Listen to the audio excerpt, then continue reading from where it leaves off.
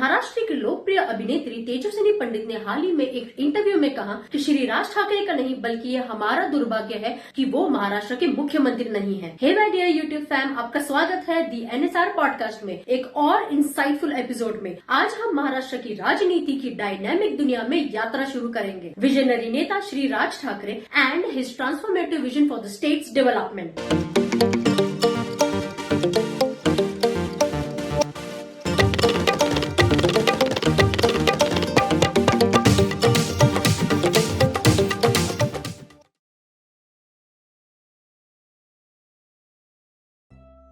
प्रभावशाली ठाकरे परिवार में जन्मे श्री राज ठाकरे ने महाराष्ट्र नवनिर्माण सेना एमएनएस के नेता के रूप में अपना यूनिक रास्ता बनाया है। आज हम उनकी राजनीतिक यात्रा का पता लगाते हैं, जो साहसिक निर्णयों, विवादों और महाराष्ट्र की प्रगति के लिए एक दूरदृष्टि से चिन्हित है, जिसने उन्हें भारतीय राजनीति में एक प्रोमिनेंट फिगर के रूप में स्थान दिया है। श्री राज ठाकरे के प्रारंभिक राजनीतिक जीवन पर उनके अंकल श्री बालासाहेब ठाकरे, जो शिवसेना के लेजेंडरी फाउंडर थे, उनका गहरा प्रभाव पड़ा। हालांकि विजन के भिन्नता ने श्री राज ठाकरे को 2006 में अलग कर दिया, एमएनएस को बनाया, जो उनके राजनीतिक करियर में एक महत्वपूर्ण मोड़ था। श्री राज ठाकरे, जो अक्सर पोलराइजिंग फिगर रहे हैं, मराठी स्पीकिंग पॉपुलेशन से संबंधित मुद्दों पर ध्यान केंद्रित करते हैं। एमएनएस का उद्देश्य मराठी लोगों के हितों की रक्षा करना और राज्य की अनूठी संस्कृति को बढ़ावा देना है, जिससे समर्थन और आलोचना दोनों पैदा होते हैं, जो महाराष्ट्र के जटिल सामाजिक राजनीतिक फैब्रिक को दर्शाती है। कई उदाहरणों में उन्होंने सक्रिय रूप से मराठी मानुष के संरक्षण की वकालत की और राज्य में यूपी और बिहार की गुंडागर्दी पर अंकुश लगाया। आइए महाराष्ट्र के विकास के लिए श्री राज ठाकरे की बहुआयामी दृष्टिकोण के बारे में जानते हैं, जो शासन के प्रति एक समग्र दृष्टिकोण को दर्शाता है। श्री राज ठाकरे के नेतृत्व की एक परिभाषित विशेषता जनता से, विशेषकर युवाओं से जुड़ने की उनकी क्षमता है। उनके करिश्माई व्यक्तिमत्व ने एमएनएस को एक रेलेवेंट राजनीतिक ताकत के रूप में बनाए रखने में महत्वपूर्ण भूमिका निभाई है। श्री राज ठाकरे के राजनीतिक अभियानों को अक्सर साहसिक बयानों और उत्तेजक कार्रवाई द्वारा चिन्हित किया गया है, जो गहन बहस को जन्म देते हैं और महाराष्ट्र के सामाजिक राजनीतिक परिदृश्य की पेचीदाओं को दर्शाते हैं। हाल ही में श्री राज ठाकरे ने हिंदुत्व कथा का समर्थन करते हुए बीजेपी नेता नुपुर शर्मा को उनके विवादास्पद बयान के लिए समर्थन दिया है। श्री राज ठाकरे ने हिंदू देवताओं के नामों का कथित तौर पर मजाक उड़ाने के लिए ओवैसी बंधुओं AIMIM लीडर्स की उनकी भी आलोचना की। श्री राज ठाकरे के नेतृत्व की विशेषता असर्टिवनेस, करिश्मा और जनता की नब्ज की गहरी समझ का मिश्रण है। उनके eloquent oratory skills coupled with magnetic personality व्यक्तिमत्व ने उन्हें महाराष्ट्र के राजनीतिक परिदृश्य में एक कंपेलिंग फिगर बना दिया है। श्री राज ठाकरे की राजनीतिक विचारधारा के कोर में महाराष्ट्र की सांस्कृतिक और भाषाई पहचान के कल्याण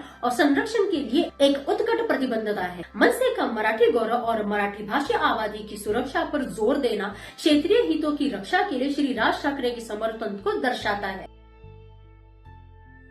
महाराष्ट्र के विकास के लिए श्री राज ठाकरे का दृष्टिकोण बहुआयामी है और एक होलिस्टिक दृष्टिकोण को दर्शाता है। सड़कों और परिवहन में सुधार सहित व्यापक बुनियादी ढांचे के लिए उनकी वकालत राज्य के आधुनिकीकरण के प्रति प्रतिबद्धता को रेखांकित करती है।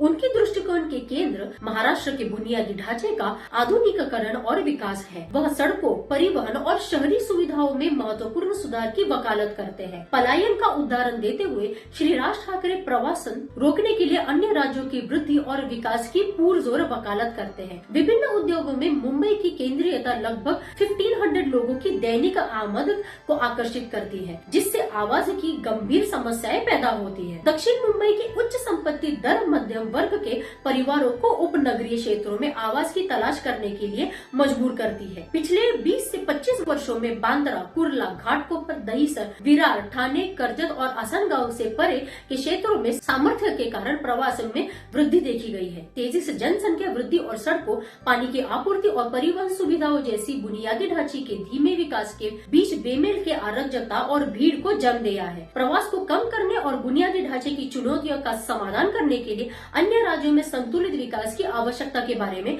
श्री राज ठाकरे की चिंता उचित लगती है। श्री राज ठाकरे के दृष्टिकोण का एक प्रमुख स्तंभ राज्य के भीतर अधिक रोजगार के अवसरों का सृजन करना है। युवाओं के लिए लाभकारी रोजगार के महत्व को स्वीकार करते हुए वह उन रणनीतियों की वकालत करते हैं जो रोजगार को बढ़ावा देती है। ये सुनिश्चित करती है कि महाराष्ट्र की युवा आबादी के पास पूर्ण और टिकाऊ करियर तक पहुँच हो। श्री राज ठाकरे ने पिंपरी के DY पाटिल यूनिवर्सिटी में 18 विश्व मराठी सम्मेलन में कहा कि राज्य सरकार को भी सभी जिलों में एक समर्पित विभाग बनाना चाहिए ताकि युवा मुंबई, पुणे और नागपुर में नौकरियों के बारे में जान सके। श्री राज ठाकरे ने महाराष्ट्र को भारत के फेडरल ढांचे के भीतर एक मजबूत और ऑटोनोमस स्थिति वाले राज्य के रूप में देखा। क्षेत्रीय ऑटोनॉमी के लिए उनका आह्वान एक अधिक सशक्त और आत्मनिर्भर महाराष्ट्र की इच्छा को दर्शाता है। श्री राज ठाकरे ने अन्य समुदायों पर धार्मिक प्रथाओं को थोपे जाने के खिलाफ खुलकर बात की, जैसे कि एक घटनाक्रम हाल ही में हुआ जब श्री राज ठाकरे ने राज्य सरकार को अजान के दौरान इस्तेमाल होने वाले लाउड स्पीकरों को हटाने का अल्टीमेटम दिया। महाराष्ट्र में कृषि के महत्व को देखते हुए श्री राज ठाकरे ने व्यापक कृषि सुधारों की आवश्यकता पर प्रकाश डाला। उनके दृष्टिकोण में किसानों के सामने आने वाली चुनौतियों से निपटना, कृषि पद्धतियों में सुधार करना और कृषि में लगे लोगों की समग्र भलाई सुनिश्चित करना शामिल है। श्री राज ठाकरे राज्य की अर्थव्यवस्था में कृषि की महत्वपूर्ण भूमिका को पहचानते हैं और उनका उद्देश्य एक स्थायी और संपन्न कृषि क्षेत्र बनाना है। उन्होंने लोगों को 1.10 लाख करोड़ रुपए की मुंबई अहमदाबाद बुलेट ट्रेन योजना और प्रस्तावित मुंबई वडोदरा एक्सप्रेसवे परियोजना में राज्य में अपनी जमीन नहीं देने का आग्रह किया। महाराष्ट्र के लिए श्री राज ठाकरे का दृष्टिकोण आर्थिक व्यवहारिकता, सांस्कृतिक संरक्षण और क्षेत्रीय सशक्तिकरण का एक सूक्ष्म मिश्रण है, जबकि मराठी पहचान पर उनका ध्यान को स्थानीय चिंताओं के प्रति प्रतिबद्धता के लिए प्रशंसा की गई है और संभावित विभाजन के लिए आलोचना की गई। श्री राज ठाकरे की व्यापक दृष्टि में राज्य के विकास के लिए एक समग्र दृष्टिकोण शामिल है। इन मुद्दों के अलावा श्री राज ठाकरे ने कई नागरिक मुद्दों को स्वीकार किया है। टोल संग्रह के मुद्दे को व्यापक रूप से स्वीकार किया जाता है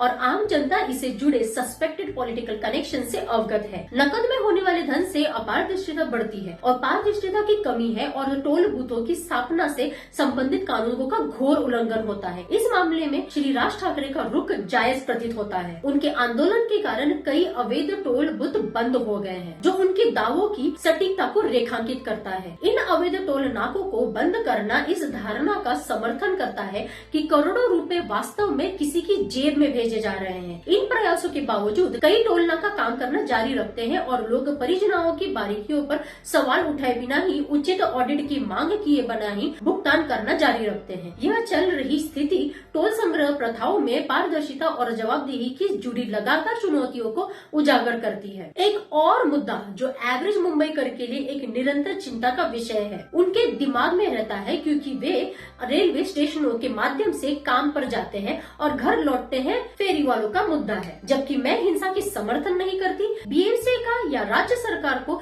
सक्रिय कदम उठाना चाहिए। इस मामले पर श्री राज ठाकरे के विचार उचित प्रतीत होते हैं। मैंने व्यक्तिगत रूप से दक्षिण मुंबई के कुछ स्टेशनों को छोड़कर मुंबई के कई स्टेशनों पर इस समस्या को देखा है। दादर, ठाणे, बोरिवली, अंधेरी, मलाड, कांदिवली, घनसोली, वाशी और कोपरखैनी जैसे स्टेशनों पर फेरी वालों द्वारा रेलवे स्टेशनों के आसपास प्रवेश द्वार, निकास और लॉबी को अवरुद्ध करने के साथ अक्सर चुनौतियों का सामना करना पड़ता है। यह स्टेशनों के अंदर और बाहर जनता के सुचारू प्रवाह को बाधित करता है, जो कानून का स्पष्ट उल्लंघन है। इन फेरी वालों की उपस्थिति का क्रमिक विस्तार उन्हें लगभग मालिकाना आचरण देता है, अवरुद्ध प्रविष्टियों और निकास के मुद्दों को बढ़ाता है। इन अवैध स्टॉलों और भोजनालयों में शामिल धन और हफ्ते जैसी वित्तीय पहलुओं पर श्री राज ठाकरे जी का अंतर्दृष्टि न केवल आम आदमी के लिए बल्कि भोजनालय मालिकों और स्थानीय पुलिस के लिए भी अच्छी तरह से जानी जाती है। इस संबंध में मनसे के आंदोलन के बाद सरकार की प्रतिक्रिया से पता चलता है कि स्टेशनों के बाहर की स्थिति समस्याग्रस्त है। इन मुद्दों से न केवल यात्रियों को असुविधा पैदा होती है, बल्कि कानूनी रूप से संचालित भोजनालयों की दुकानों को वित्तीय नुकसान भी होता है। ये व्यवसाय जो लगन से टैक्सेस और बिलों का भुगतान करते हैं, राजस्व हानि के कारण खुद को पीड़ित पाते हैं।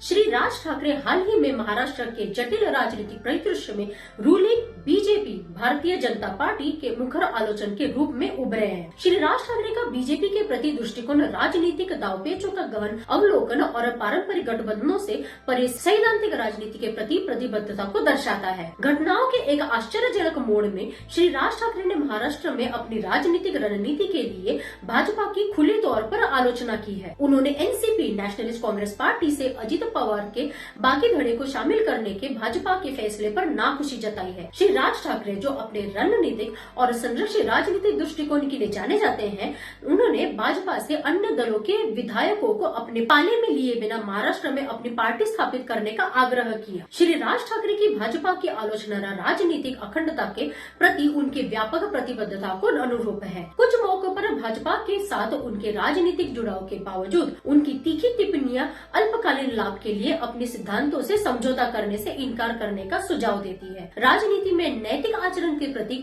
यह अटूट प्रतिबद्धता श्री राज ठाकरे को एक ऐसे नेता के रूप में अलग करती है जो सिद्धांतों के महत्व को केवल राजनीतिक एक्सपीडियंसी से ऊपर रखता है। भाजपा के कार्यों में उनकी अस्वीकृति अन्य दलों के सदस्यों को अवैध रूप से शिकार करने के बजाय राजनीतिक दलों को अपना आधार बनाने की आवश्यकता में विश्वास को रेखांकित करती है। यह परिप्रेक्ष्य महाराष्ट्र के राजनीतिक परिदृश्यों के लिए उनके दृष्टिकोण के अनुरूप है, जिसमें सुविधा के लिए आधार पर गठबंधन के बजाय योग्यता के माध्यम से खुद को स्थापित करने वाले दलों के महत्व पर जोर दिया गया है। जबकि श्री राज ठाकरे राज्य स्तर पर भाजपा की आलोचना करते हैं, क्षेत्रीय मुद्दों पर उनका ध्यान अटूट रहता है। मराठी भाषा आबादी के कल्याण और पहचान के प्रति उनकी प्रतिबद्धता उनके राजनीतिक प्रवचन का एक केंद्रीय विषय है। श्री राज ठाकरे का भाजपा के प्रति दृष्टिकोण केवल विरोध की आलोचना नहीं है, बल्कि महाराष्ट्र की स्थानीय जनता की चिंताओं और हितों को संबोधित करने के लिए उनके समर्पण की निहित है। महाराष्ट्र की राजनीति में श्री राज ठाकरे का बीजेपी के खिलाफ बयान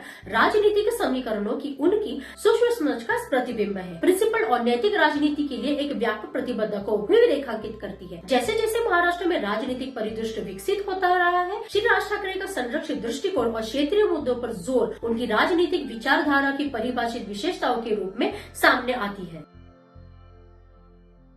श्री राज ठाकरे एक उल्लेखनीय व्यक्ति के रूप में सामने आते हैं, जो विभिन्न पहलुओं में मूल्यवान सबक प्रदान करते हैं। भाषण देने में उनके असाधारण कौशल को व्यापक रूप से स्वीकार किया जाता है। विचारों को प्रभावी ढंग से व्यक्त करने और समझ बनाने की उनकी क्षमता द्वारा चिन्हित किया जाता है, एक गुणवत्ता जो हमेशा अजित पवार या रामदास आठवले जैसे महाराष्ट्र के अन्य राजनेताओं में भी देखी नहीं जाती। श्री राज ठाकरे एक आर्थिक स्थिति आधारित आरक्षण प्रणाली की वकालत करते हैं, जो सामाजिक मुद्दों को संबोधित करने के लिए उनके प्रतिबद्धताओं को दर्शाती है। राजनीति से परे श्री राज ठाकरे की दक्षता कला के क्षेत्र में तक फैली हुई है। यह तबला, गिटार और वायलिन जैसे संगीत वाद्य यंत्र बजाने में भी पारंगत है। अपने व्यापक अध्ययन के लिए जाने जाने वाले श्री राज ठाकरे को बौद्धिक गहराई का भी प्रदर्शन करते हुए विभिन्न विषयों में गहरी समझ, अपने अंकल श्री बालासाहेब ठाकरे की प्रतिभा विरासत में लेते हुए वह एक कुशल कार्टूनिस्ट भी है, जो अपने विविध कौशल सेट को पूरा करते हैं और अपने बहुमुखी व्यक्तित्व को योगदान देते हैं। अंत तक मेरे साथ रहने के लिए धन्यवाद। अधिक व्यवहारिक राजनीतिक एपिसोड के लिए लाइक, शेयर और सब्सक्राइब जरूर करें। अगली बार तक आपकी NSR साइनिंग ऑफ। जय हिंद, जय महाराष्ट्र।